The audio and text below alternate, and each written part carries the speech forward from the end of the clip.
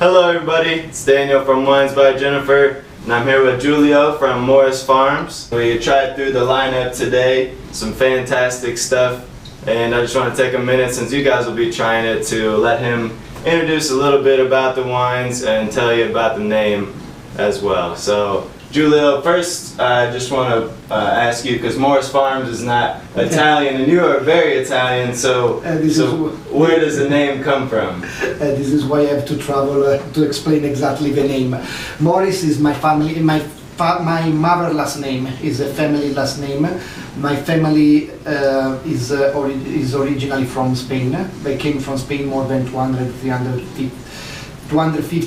years ago. Okay. And we live now in Tuscany since generation. The company is owned by 6 siblings, 3 brothers and 3 sisters, and one of my uncle lives in San Francisco. In 1971, he loved so much USA that he decided to create the company with an English name, Moris Farms, with S at the end, because we own 2 different estates, both located in Tuscany, in the southwest part of Tuscany, but both directed by me and my cousin. So it's a family business with a Spanish last name and an English name for the company, but trust me, we do Italian wines with passion since generation.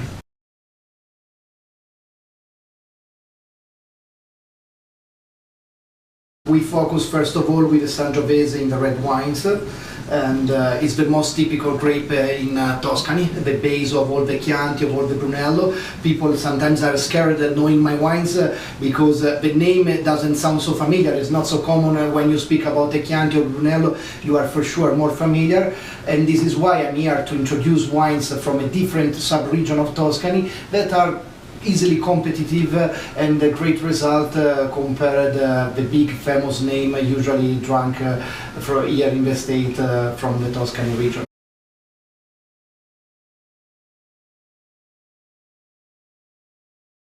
Morellino di Scansano is an appellation that exists since 1978, and as the Chianti, as the Brunello, is based on Sangiovese. Then we blend with 10% of other grapes to make it more complex and interesting. But first of all, we use the same Sangiovese that is common to find in other famous wines from Tuscany region. Morellino is like to say Brunello di Montalcino, Sangiovese from Scansano. This is a Sangiovese grape wine produced in Scansano area. Plus we have a Vermentino blended with 10% of Viognier. I mean, I'm sure that all your customers are familiar with the Pinot Grigio, but when they will drink this, when they are going to drink this white grape, they will fall in love. I mean, one of the risks is that you can get addicted by this clean mineral white wine. It's fantastic with food, is great with the fried stuff. Anything that is fried with this acidity leaves a clean mouth. I mean, you can have a perfect mouth, a bite, a glass, a bite, and they match perfectly together. Or you can have a pasta, you can have appetizer, you can have all the kind of fish, but even white meat. You can have chicken, you can have rabbit. In Italy we eat rabbit too. We are good people anyway, don't worry. And we have a rosé. I mean, this is the rosé season, barbecue. In USA you know how to do a barbecue, and this is a fantastic barbecue wine. Drier than a lot of rosé that maybe your customer can be able to. But a nice acidity, rich in flour, based 100% on Sangiovese. Yeah, it's a beautiful wine. The color's great. Okay, pronounce this for me again. Yeah. Barbas Spinosa. Yeah, I'm yes. sorry. The full name. Yeah, okay. So Barba Spinosa is the name of the wine, is our private name, and Montereggio di Massa Marittima is the appellation. Montereggio is a castle located in Massa Marittima village. Is where I live. Is a very tiny little village of 6,000 people. Now there is one less because I'm here in USA, so it's 5,999 for sure.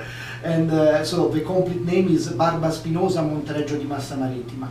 Really a bad name for an American, but what's inside will make you roll your tongue in a wonderful way, in a much easier way after you drink a couple of glasses. You will be able to pronounce Barba Spinosa Montereggio di Massa Marittima. You have to imagine Barba Spinosa is a a character of a novel book written by my great-grandfather, and there is this story with the two magicians, and Barba Spinoza is the bad wizard, that means literally speaking a thorny beard man, so like Gandalf. You have to imagine this old man with a long white beard drinking a glass of wine, and you smell the tobacco, the spicy and the leather that are exactly what should remind you when you drink a glass of this wine. An old man with a long thorny beard. Even for the women it's fine. It is not forbidden to drink even if you don't have a long thorny beard.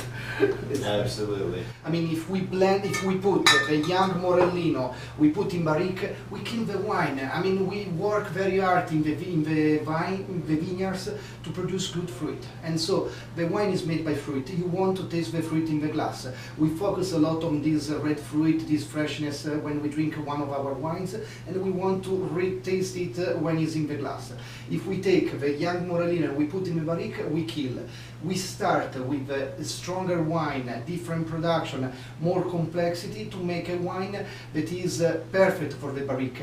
And the barrique shouldn't cover the taste of the wine, but should help the wine to be rounder, to be smoother and more ageable.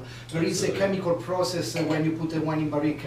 I'm not a chemical, I will make it easy, but the molecule of the oxygen takes by hand the molecule of the color and the molecule of the flavor. They create a stronger molecule that roll in your tongue, doesn't pass through, and is a stronger connection that is more ageable. And when you watch, why before you drink a wine you watch the color? When you watch a color and you see something dark, you imagine normally that a darker color you have a stronger nose and so on. And the meaning, the purpose of a good use of a barrique is to make this connection stronger, to make the wine more ageable for the future. So it's a wine that if you drink now is perfect, is good. If you discover an old bottle of this wine somewhere in your wine cellar, you are fortunate, you are lucky. I mean, it's a great experience when it's aged. You can really age as long as you want.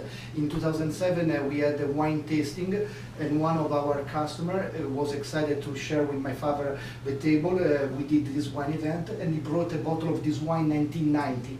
Wow. My father was scared because it was the second vintage of production, the 1988, then 1990, with just Sangiovese, with a few experience, not enough knowledge.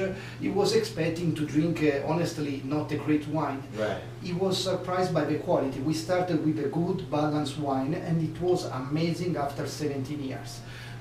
So when you start with the good wines and you keep in a correct way, it will be a great satisfaction even if you can wait and drink. All these wines are good now, but will be great after some years in the cellar.